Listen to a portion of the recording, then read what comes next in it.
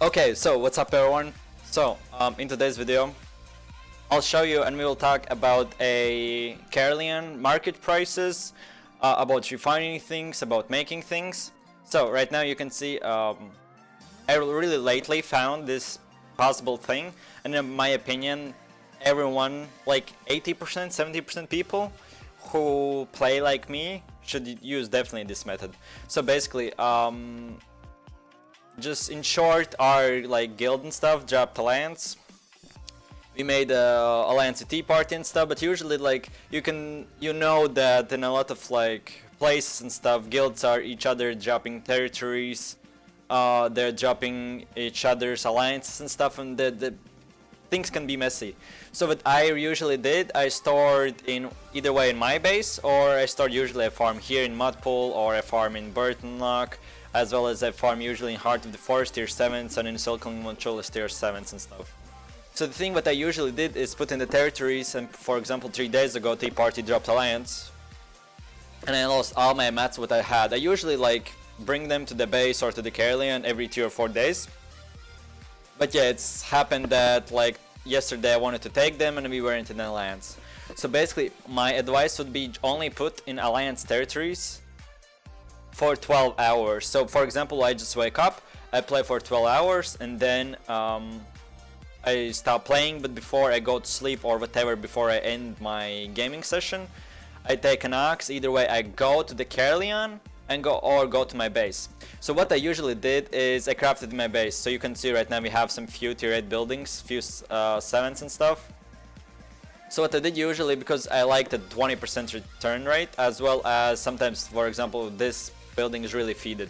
But sometimes, like mainly, I always needed to use my own food that I didn't really like, and I felt that I'm really overfeeding everything and I'm spending my own money on like feeding the buildings and stuff. So what I did is, especially with the alliance drop and stuff, I moved every single thing to Caerleon. Why I did that? First of all, for bigger protection, so if the guild kicks or like something happens, even if the high officer gets the officer thing or whatever and drops the plot, I don't lose every single thing that I have. So I wanted to find out good alternative to crafting, because I'm not a big crafter, but I craft. You can see from my stats, I do gathering, I kill mobs, I do player killing, and I also craft. So from speaking from that point of view, I wanted to find a good place, but which will be safe and stuff. So I did some digging and we did some calculations for Caerleon. I never did a single craft in Caerleon, but we found out, and that's why I will talk and I'll show you guys that's really profitable. So basically, yeah, like what I'm right now doing is whenever I get the full horse, either way, if I'm close to one of the portals, I just run into the portal, put everything in my base and then run back. Or I just put in territory and after 5-6 hours take a one stag or one ox run and just like go to portal area and put everything in my base. In my island, I mean, so I don't have anything in one of these spaces, because like yeah, I really felt like it. I was overfeeding, especially like usually if you see 1 or 2 guys you need to wait, then sometimes you overfeed the building, sometimes you feed too less and you don't have, and you always, the transportation is like always really dangerous between like these 3 areas. I always need to like do that, but if I don't go to my base and stuff, I only do 1 zone transportation and that's it. And I don't need to go back and forth to craft. So basically I gather here, I craft in my base, I get money, and then I transport to Caerleon to sell the things. Some I use, some I not. So basically right now what I'm doing is putting every single thing in Caerleon. So now about calculation. So now so here you can see all the buildings and stuff. Of course right now I think just auction house ended. So basically what happens is you can see few are, of course, few will build and stuff, but basically they have big competition. So that means that a lot of buildings have, the bigger competition, the less price will need to pay as the customers. So basically whenever you go, before I start crafting, for example, I right now need to craft my blood letters, I go and see what's the lowest percentage. So what you need to look is right now when you go on your cursor on the building, you can see the usage fee. That's the most important thing. Usage fee you can see, and you always look for the lowest usage fee, as well as then you take 1 down and look at the food. If that's 59%, 3, 4, 5%, you are good to go. If that's 1%, For example, this you can see usage fee 7%, but food 1%. That means that it's like the food doesn't, the building doesn't have any food, so it's not worth to build. So always look for 4 or 5% buildings if you can find. The most that I've used is so I basically have like this is my place where I craft bloodletters. This is my place where I craft shields. I'm almost 100 out of 100, both of them. Then this is place where I craft and refine my leather. And then there's a few other places where, like, for example, this one 7% is good. For example, this 6%, 6, 7, 8% are good. Don't go any more than 10%, and you should have at least every single building under the 9, 8%, and then it's worth. So what you do is, like, if you see that there's like usage fee 5% and the building is 5 to 9%, like for example this one, 4% usage fee and it's full, and you can see like I will right now craft at almost half a stack or 600, and I'm only paying 3,500 silver. So then I was like, okay, maybe using my own food. So like for example, I could grow my carrots, I could use them.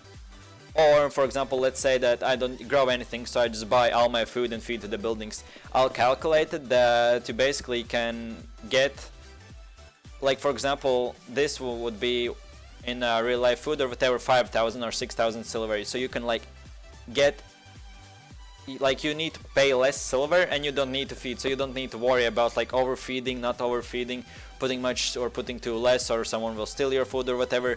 Always there will be food as well as other things, so you can just do like massive amount of crafting. Yes, only the downside is that, like I said, you need to pay silver, but in my opinion you make more silver by not buying as much for your own food, so you get money out of that, as well as studying and everything like that. This always will cost you food, and you don't need to do that. Buy that and you can right away put into the building. And then the thing is that is really important is that 5%. Yes, 20% is better, but in my opinion, going back and forth between those areas, what I just showed you, is a huge difference. Like, I can sometimes die and lose 3, 4, 5 hours of worth of time. And I really feel like those 5% aren't as huge difference. Like what I do usually, I use focus on my point 1s, point 2s, point 3s, and everything else I don't use focus. Sometimes I use also focus on the tier 7 ones. If I really need tier 7 ones and I have leftover focus for right now, I am getting my money up to 16.5 million, so I can buy something that I will show you in one of my streams as well. I'm collecting my money for the 8.1 bone horse that's one of my friends are selling for 6.5 million. So that should be in the next day. I should have that already. So basically, in my opinion, this is a really good place, as well as like if you are without guild, you can do this. If you are with guild, then even if you are with guild, I would say it's really profitable. Of course, you don't need to do that. In my opinion, this is really worth, and in my opinion, like you save huge amount of silver. Like I would say 2 times silver you save for not using your own food, as well as yes, you lose 5%, but in my opinion the safety and that you don't need, like for example right now I can refine and right away sell. I don't need to, like if I would do the same thing just in my base, I would need to like go 3-4 zones to one of those to the portal area so I can sell, but I can do everything right away. I store everything right away. I have my personal island. We have like 10 houses there. Some of my friends use that. So like for example, I have my own private house and there's 12-13 chests which I can like mix and match and stuff, and it's really, everything is really sorted out and in my opinion a lot better. So that's that. Thanks for watching, guys. I hope you enjoy. If you have any questions which buildings are better used and stuff, like I said, the lowest percentage usage fee as well as the most there's food. If there's 4 or 5% food, you always should be good, and then look just for less percentage. In my opinion, that's will help. This video will help to a lot of people. Let me know for future videos. Also, you can tune into my streams. We usually stream 5-10 hours a day. Let me know if you have any questions. Pop in my stream, and we'll also in the next video we'll talk about like how to make your private island, how to like upgrade that to one of the highest tiers, and how to like mix and match, customize, and what buildings are good and stuff. So basically that's that. Thanks for watching. I hope you enjoy. Click like, subscribe, and peace.